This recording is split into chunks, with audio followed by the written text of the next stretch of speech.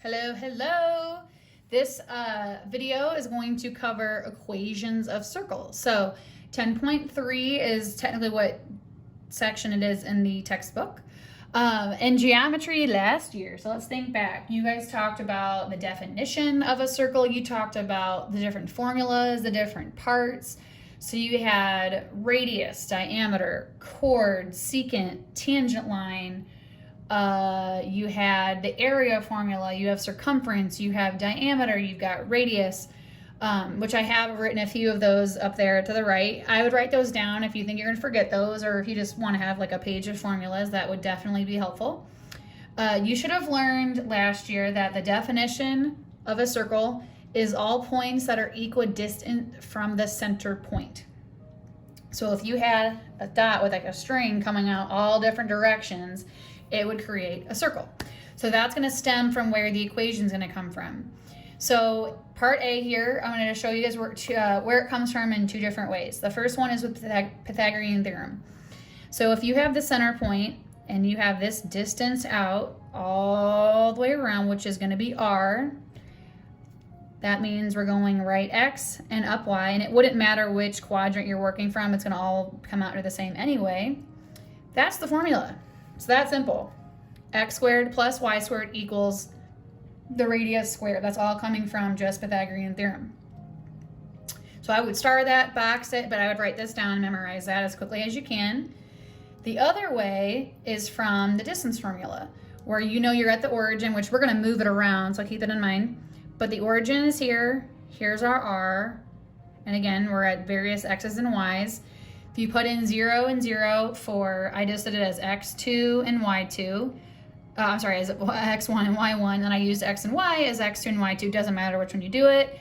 Either way, when you actually get the x squared and the y squared by itself, you're going to end up with the exact same formula.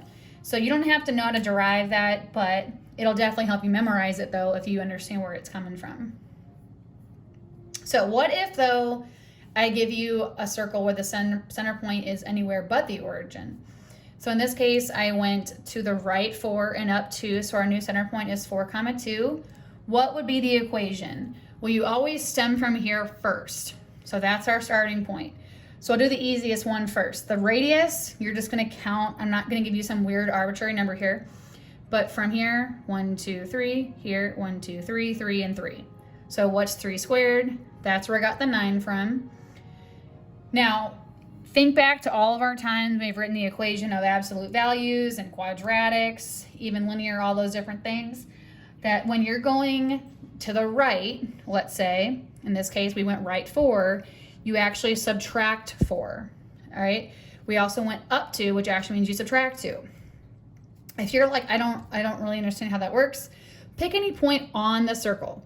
In this case, you know, we could use 1, 2, 3, 4 negative. So here's 4, -1. You could use 1, 2, and then there's a point here and here. It doesn't really matter. I'll just use this one. That's the easiest. 1, 2. If I plug in 1 here, we're going to get a 9. If I plug in 2 here, we're going to get a 0. Oh, 9 plus 0 does in fact equal 9.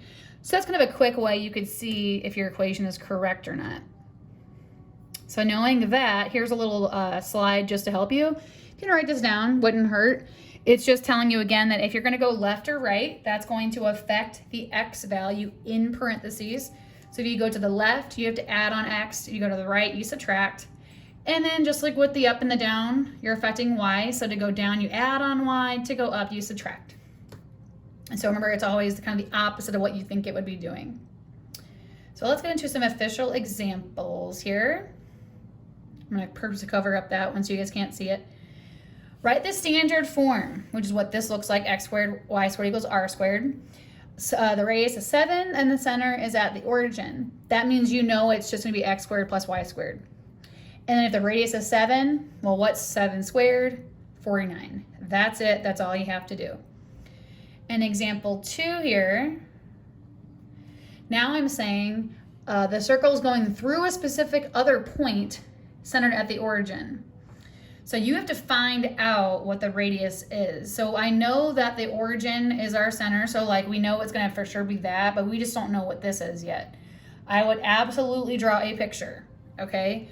100%, because you just want to make sure you understand what's going where. So you can go left 3, down 1. You need to figure out what the radius is. It's just Pythagorean theorem. So it's going to be 9 plus 1 equals 10. And you don't have to square root it. Like, we want to know what's r squared. We don't actually need r. We actually want r squared. So that's why you never saw anywhere in here where I wrote root 10, because I didn't ask you what r is. I definitely could do that, so just keep that in mind.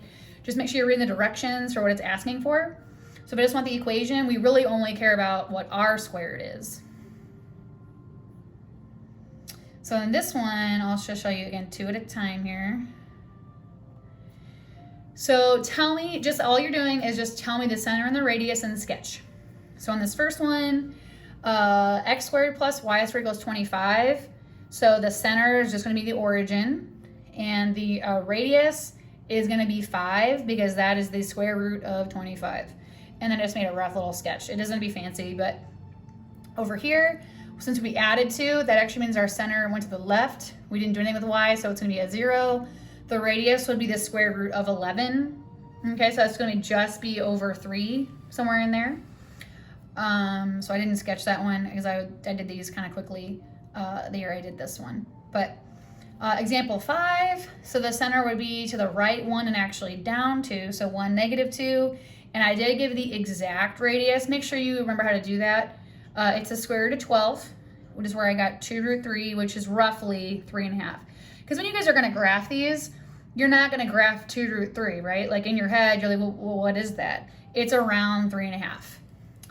Example 6, you absolutely have to have the x squared and the y squared with a coefficient of 1. You cannot do it otherwise. So just keep it in mind moving forward.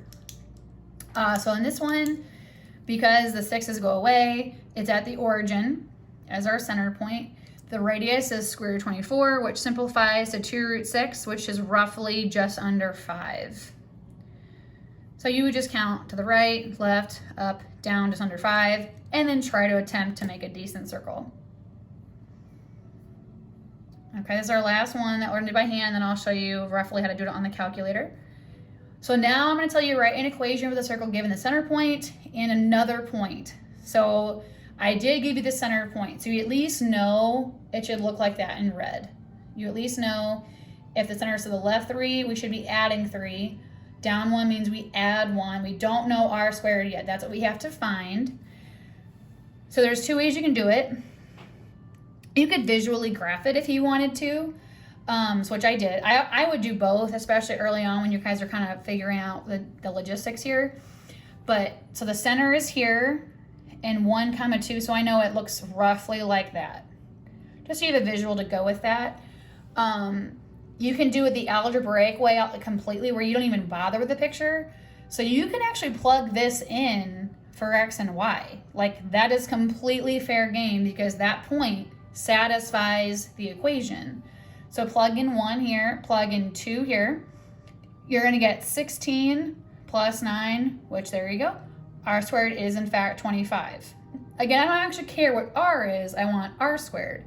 Now let's say you didn't recognize that and you went the visual route.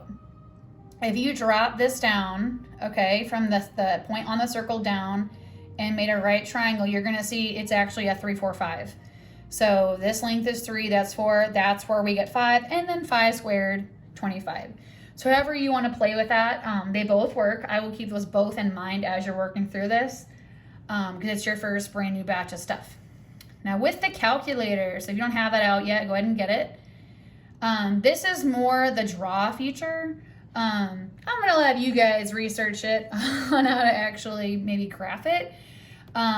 Because you technically can't type it in anywhere, because obviously when you click, you know, the y equals here, you can't just type it, like, it doesn't work, which I'll cover more of that later. I don't want to get too far in depth here. I'm going to keep it simple to start with, but you're going to go, example 7 is what we're going to work with here. We're going to use the example of the radius being 5 and the center point. Those are the 2 things you need on the TIs, is the radius and the center. So you're going to find the button that says program. Okay, and you want the draw right there. So you're going to push second and then draw. Okay, I'm going to actually scroll down, or you can just put, for me, it's number 9. Some of you with the newer ones, I'm not totally sure. So push 9 or enter, whatever you're going to do it. And then you always put the center point first, okay? That's important. So I'm going to push -3. The comma button is right over here. And then push -1. And then push comma again, and the radius always goes last. I'm asking why, it just does. Close it, and then you're gonna push actually enter. You're actually not gonna push graph. Now, that looks very ovally ellipsy, which you'll learn in ellipse next year and probably in calculus. It just depends on what you know, how it shakes out. What you're gonna do is you're gonna push zoom, and then push 5 for zoom square, because again, the window is just not obviously square. You're like, well, where did it go? You're gonna have to get out of this. So second mode, and push enter again. And now you have a nice circle, okay? So keeping in mind though, we technically didn't graph it per se, so you can't do all the fun like second calc trace stuff on here. But let's just go ahead and just for funsies here. The center was right around -3, -1, enter. Now again, you're gonna have to come back out here and push enter, which is, I know, really annoying. I zoomed in too far, shucks.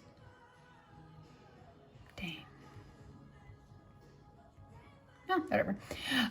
So I want you guys to see what that looks like, because we're gonna start in the next several days here. We're gonna move the circle around. We're gonna graph multiple things in here with a circle. And we'll talk more about the whole y equals thing. I don't wanna get too far into it now because I want you guys to focus on the algebraic parts of this. Now, some of you I know we're gonna start Googling anyway. You'll figure it out. But you cannot just type in, oh, x squared plus y squared, because obviously this is defaulted to y equals. So if you wanna try to play with that because you're bored, feel free. But like essentially, I kind of showed it here, but you would actually have to solve it for y, and I'll get to that later, but I don't want you guys to focus on that totally just yet. Check Google Classroom for the assignment, and email me if you guys have any questions.